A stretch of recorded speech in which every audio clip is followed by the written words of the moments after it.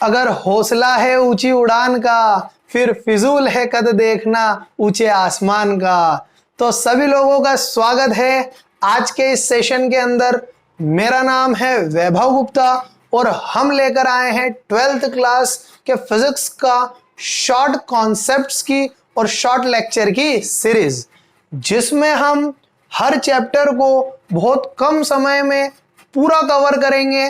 तो वीडियो को एंड तक देखते चलें, सारे कॉन्सेप्ट्स आपके इस वीडियो के अंदर कवर होंगे, बोरिंग बिल्कुल नहीं होंगे, इंटरेस्टिंग लेक्चर है। हम 12th की शुरुआत कर रहे हैं फिजिक्स के पहली ब्रांच फिजिक्स की 12th की, जिसका नाम है इलेक्ट्रोमैग्नेटिज्म। तो बिना किसी देर के शुरू करते हैं हम हमारे टॉपिक और वन बाय वन चीजों को समझते जाते हैं और फील करते जाते हैं। तो लेट्स स्टार्ट करते हैं हम। सबसे पहले जो चैप्टर है 12th की ब्रांच का वो है इलेक्ट्रोमैग्नेटिज्म। बात कर लें भैया इलेक्ट्रोमैग्नेटिज्म क्या है। वो ब्रांच फिजिक्स की जिसमें चार्ज मतलब करंट और मैग्नेटिक, करंट और मैग्नेट से रिलेटेड जितने भी फिनोमिनाज हैं, जितने आइडियाज हैं, जो भी चीजें बनती है, इलेक्ट्रिसिटी कैसे जनरेट होती है, कैसे मशीन्स चलती है, इनसे रिलेटेड मैग्नेट्स का उनमें क्या रोल है, क्या रोल प्ले करती है, तो सारी बातें हम करेंगे इलेक्ट्रोमैग्नेटिज्म के अंदर। तो चलो देखते चलेंगे, सारे कॉन्सेप्ट रिवाइज करते चलेंगे। इलेक्ट्रोमैग्नेटिज्म, इलेक्ट्रो मतलब चार्ज और मैग्नेटिज्म मतलब मैग्नेट। इलेक्ट्रोमैग्नेटिज्म को दो भागों के अंदर, दो ब्रांचेस के अंदर तोड़ा है।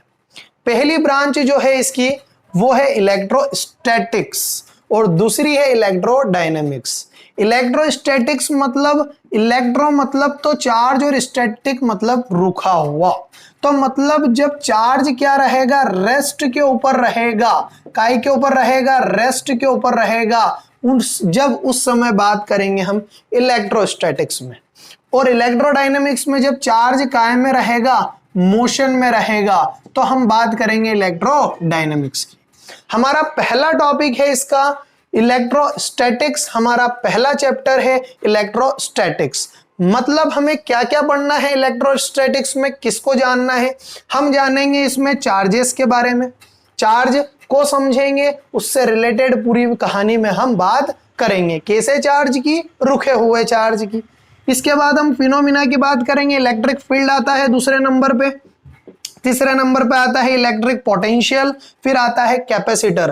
कैपेसिटर, ये चार चैप्टर्स आते हैं इलेक्ट्रोस्टैटिक्स में, हम पढ़ेंगे, मतलब रुके हुए चार्ज की स्टडी होगी। इलेक्ट्रोडायनेमिक्स में इलेक्ट्रिसिटी कैसे डेवलप हो रही है, कैसे इलेक्ट्रिसिटी बन रही है, ओम्स ने क्या लो दिया, कैसे करंट फ्लो हो रहा है, सर्किट्स के बारे में समझेंगे हम, वोल्टामीटर, एमीटर कैसे वर्क करते हैं, सारी चीजों की बात करेंगे हम। एक magnetic effect of electric current, current की मदद से कैसे मैग्नेट का प्रभाव बनता है, उनकी बात, मैग्नेट से रिलेटेड बात। इलेक्ट्रोमैग्नेटिक इंडक्शन मतलब मोटर कैसे चलती है, जनरेटर कैसे चलते हैं। उसके बाद अल्टरनेटिंग करंट, जो अल्टरनेटिंग करंट प्रोड्यूस होता है कैसे प्रोड्यूस होता है। तो ये सारी बातें होगी इलेक्ट्रोडायनेमिक्स में। तो मैं चलो सबसे पहला पार्ट जो शुरू करना है मुझे, वो मैं स्टार्ट कर रहा हूं इलेक्ट्रोस्टैटिक्स को। तो चलो समझते हैं। इलेक्ट्रोस्टैटिक्स में बेसिक सी बात, छोटी सी बात जहां से शुरू होगी वो हमें जानना है सबसे पहले चार्ज के बारे में। किसके बारे में जानना है? चार्ज के बारे में। चार्ज क्या है? कोई भी पदार्थ, कोई भी वस्तु दुनिया के अंदर है, उसका सबसे छोटा कण क्या है? चार्ज है। सबसे छोटी यूनिट क्या है? चार्ज है। चार्ज जितने भी प्रकार के मैग्नेटिक चुंबकीय प्रभाव या जितने भी प्रकार के इलेक्ट्रिक, दोनों प्रकार के इलेक्ट्रिक एंड मैग्नेटिक प्रभाव जो उत्पन्न होते हैं वो चार्ज की बदौलत होते हैं, चार्ज की मदद से होते हैं। तो मतलब charge is responsible for electric and magnetic effect. Electric और मैग्नेटिक इफेक्ट के ऊपर रेस्पॉन्सिबल कौन है? चार्ज की मदद से ही ये जन्म लेते हैं। एसआई यूनिट कूलम्ब होती है। टाइप्स प्रोटॉन और एक होता है electron. Proton positive, electron negative. Proton का चार्ज होता है 1.6 × 10⁻⁹ कूलम्ब। इलेक्ट्रॉन का होता है -1.6 इंटू 10 की पावर -19 कूलम। फिर मासेस भी याद होना चाहिए, प्रोटॉन 1.67 इंटू 10 की पावर -27 केजी, इलेक्ट्रॉन का मास 9.1 इंटू 10 की पावर -31 केजी। और इलेक्ट्रॉन प्रोटॉन से बहुत ही हल्का होता है। याद रखना, प्रोटॉन का मास क्या होता है, ज्यादा होता है। किसके मास से, मास ऑफ इलेक्ट्रॉन। और प्रोटॉन का मास अप्रोक्सीमेटली बराबर होता है मास ऑफ न्यूट्रॉन के। ये पॉइंट याद रखने का है। अब इसके बाद में कुछ विशेष बातें, कुछ इंपॉर्टेंट बातें। दो पॉजिटिव एक जैसे चार्ज पास आएंगे तो इनका दिल टूटा हुआ है, ये लड़ने झगड़ने वाले प्राणी हैं और दूर चले जाएंगे। दो नेगेटिव चार्ज पास में आएंगे तो लड़ाई झगड़ा करके दूर चले जाएंगे। इनके बीच में प्यार बिल्कुल नहीं होता है, इनके बीच में लड़ाई होती है। हमेशा क्या होती है, लड़ाई होती है। और एक पॉजिटिव और एक नेगेटिव कैसे आएंगे, आएंगे आएंगे प्यार होगा और करीब आएंगे और चिपक जाएंगे। तो वो पॉजिटिव और नेगेटिव के बीच में प्यार मोहब्बत का रिश्ता है, और दो नेगेटिव के बीच में लड़ाई का रिश्ता है, लड़ालू झगड़ालू है। दो पॉजिटिव और दो नेगेटिव, तो कभी इनके बीच की करीबियां करीब नहीं होंगे ये। तो चलो इसके बाद हम बात करते हैं। ये तो हमने बात करी चार्जेस के बारे में, चार्जेस को जाना, चार्ज को क्या होता है। अब हम बात करते हैं इनकी कुछ विशेषताएं, इनकी प्रॉपर्टीज के ऊपर अब हम बात करेंगे। तो चलो देखते हैं।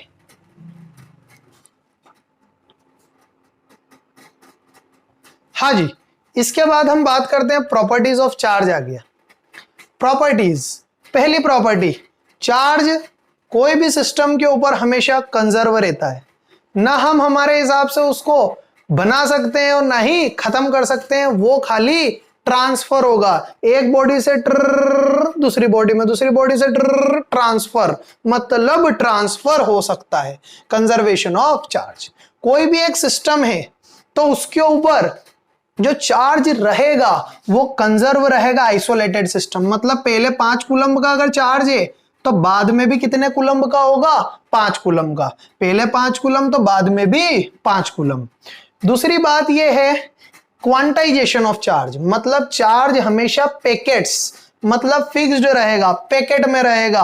और ये होता है चार्ज मतलब एन ही। एन क्या है, यहाँ पे इंटीजर है। एन क्या है, यहाँ पे इंटीजर है।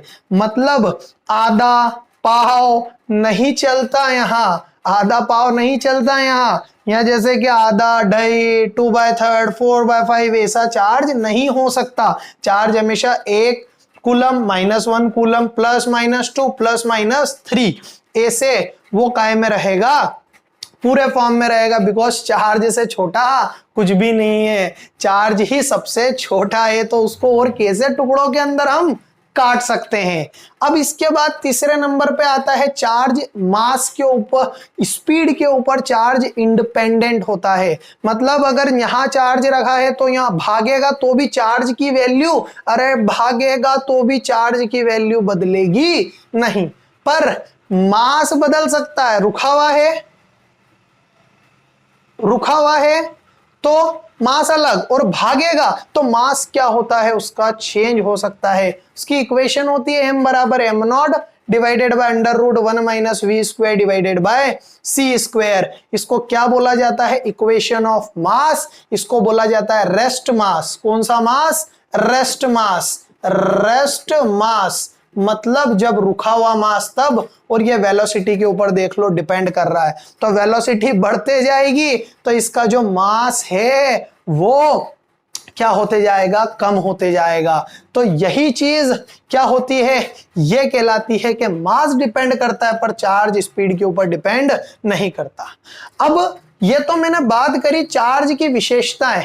चार्ज कंजर्व रहेगा, चार्ज पैकेट में रहेगा, चार्ज स्पीड के साथ बदलेगा नहीं, और चार्ज पॉजिटिव चार्ज और नेगेटिव चार्ज रिपल करेंगे और अपोजिट चार्ज अट्रैक्ट करेंगे। अब चार्ज करने का तरीका क्या होता है, मेथड्स क्या होती है।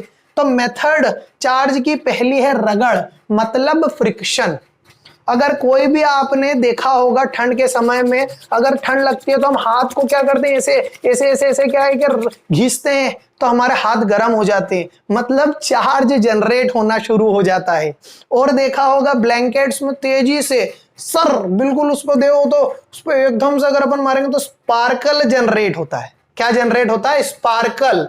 तो मतलब चार्ज जनरेट हो रहा है। बलून लिए, वो बलून को घिस के बर्थडे के ऊपर लगा दिए दीवालों पे, तो क्यों चिपक गए? अरे जो चार्ज थे ना, जो मट्ठे चार्ज थे, जो रुके हुए चार्ज थे, वो उस पे आ गए और चिपका दिए। और एक और स्केल से वो कागज के टुकड़े करके चिपकाना, ये सब रगड़ फ्रिक्शन के हैं, फ्रिक्शन से चार्ज बनता है।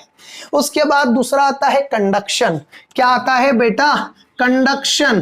कंडक्शन में अगर एक चार्ज बॉडी है और एक न्यूट्रल है, न्यूट्रल मतलब जितना पॉजिटिव उतना नेगेटिव, और इधर पॉजिटिव चार्ज वाली बॉडी न्यूट्रल को लाए पास में, तो भैया इसने जितने इलेक्ट्रॉन थे इसको ट्रांसफर कर दिए। थोड़ी देर बाद दोनों ने चार्ज को बांट लिया, तू भी मैं भी, आधा तेरे ऊपर आधा मेरे ऊपर। तो ये कंडक्शन से, कांटेक्ट से चार्ज बट जाता है।